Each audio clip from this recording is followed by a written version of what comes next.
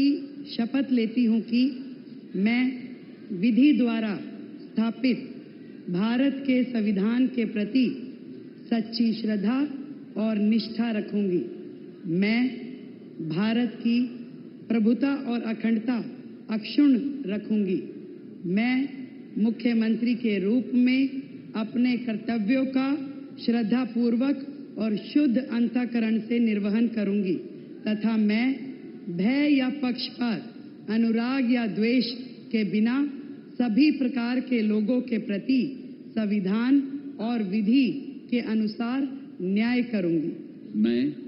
मैं रेखा गुप्ता ईश्वर की शपथ लेती हूं कि जो विषय मुख्यमंत्री के रूप में मेरे विचार के लिए लाया जाएगा अथवा मुझे ज्ञात होगा, उसे किसी व्यक्ति या व्यक्तियों को तब के सिवाय जबकि ऐसे मुख्यमंत्री के रूप में अपने कर्तव्यों के सम्यक निर्वहन के लिए ऐसा करना अपेक्षित हो, मैं प्रत्यक्ष या अप्रत्यक्ष रूप से संसूचित या प्रकट नहीं करूंगी।